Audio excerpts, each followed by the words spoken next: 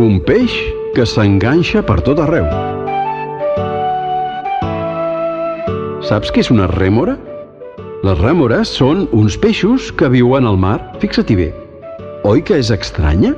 Les rèmores tenen una ventosa al cap i la fan servir per enganxar-se als vaixells, a les tortugues marines o als taurons. Així, ben agafadetes, poden anar d'un lloc a altre i no es cansen. A les tortugues o als taurons no els fa res, perquè les rèmores es mengen les algues i les bestioles que tenen a la pell, així estan ben nets. La rèmora de la nostra història vivia enganxada a un vaixell amb el casc ple d'algues. Sempre havia viscut allà. És veritat que havia viatjat molt pel mar i havia vist altres rèmores enganxades a grans tortugues o a taurons, però a la nostra rèmora no li venien de gust les aventures i preferia quedar-se al casc d'aquell vaixell. A més, li agradava de sentir les veus dels mariners que hi treballaven. Els coneixia a tots. Aquell dia, el vaixell era al port de Jaffa. Els mariners estaven molt enfeinats perquè aviat sortirien una altra vegada al mar. Havien d'omplir-lo de mercaderies, de menjar i d'aigua. «On va aquest vaixell?», va sentir la rèmora. Era una veu desconeguda. «Anem a Tarsis, a l'altra banda de la mar», va respondre el capità. «Em dic Jonàs i m'agradaria anar amb vosaltres», va dir l'home desconegut. «Arribes just a temps», va comentar el capità. «Salparem molt aviat». Després només va sentir unes passes.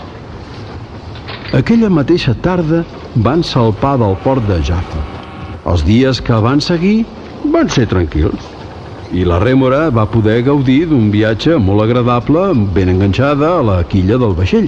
Però un matí un vent va començar a bufar molt fort. Les onades eren tan grans que sacsejaven el vaixell d'un costat a l'altre. El vaixell tot eren crits dels mariners aguantant les veles, traient l'aigua que saltava per damunt de la borda. La tempesta cada vegada era més forta i els mariners van començar a tirar a l'aigua tots els paquets i les coses pesades. Els trons retrunyien i les onades colpejaven el vaixell. La pobra rèmora gairebé no podia mantenir-se enganxada.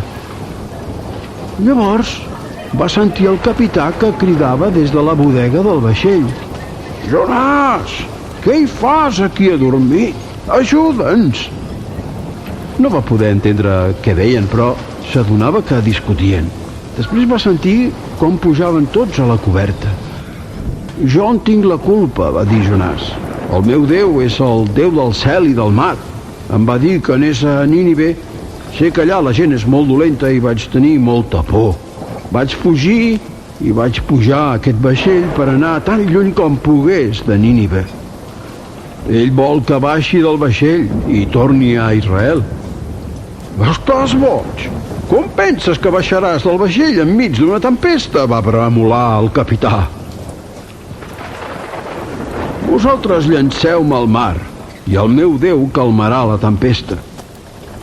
Encara van discutir una bona estona, però com que la tempesta cada vegada era més forta, van decidir fer cas a Jonàs i el van llançar per la borda. En aquell moment, tal com havia dit Jonàs, la tempesta es va calmar. El vent va deixar de bufar i el vaixell es va quedar quiet. De sobte, una onada enorme va colpejar el vaixell i va aparèixer un peix molt gran. La rèmora no havia vist mai un animal tan gran. El corrent era tan fort que la rèmora es va deixar anar. La rèmora estava espantada. Mai abans s'havia deixat anar d'aquell vaixell, però ara no li quedava altre remei que subjectar-se a aquell peixot tan terrible. Llavors el gran peix, amb la boca molt oberta, se'n va anar cap a on havia caigut Jonàs i se'l van passar tot sencer. Els mariners Van donar gràcies al déu de Jonàs per haver calmat la tempesta. El que no sabien era que aquell peix havia salvat Jonàs de morir ofegat. La rèmora estava sorpresa i va lliscar sobre la pell del gran peix fins prop del seu estómac.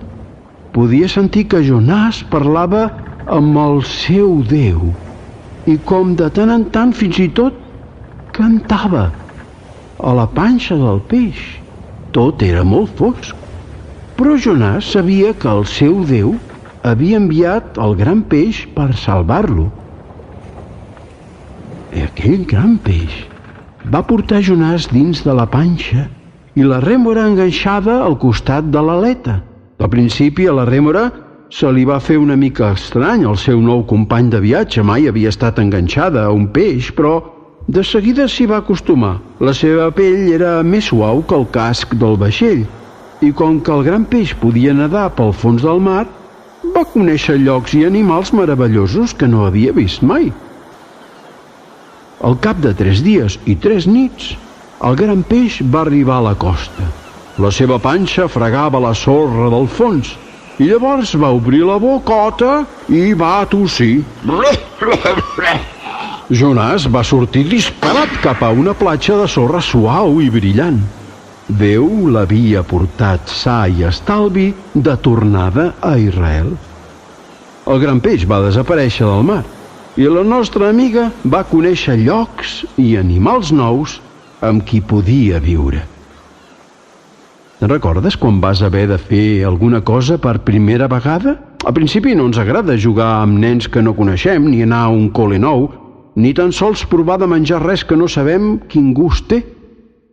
A la rèmora no li agradava gens canviar de casa i a Jonàs li feia por anar a una altra ciutat. Però cada vegada que fem una cosa nova és com una gran aventura plena de sorpreses de les que n'aprenem coses magnífiques. I sabem que, passi el que passi, Déu sempre serà al costat nostre. I era un peix petit i un de molt gran que fan un conte dins del mar i tots dos se'n van nedant.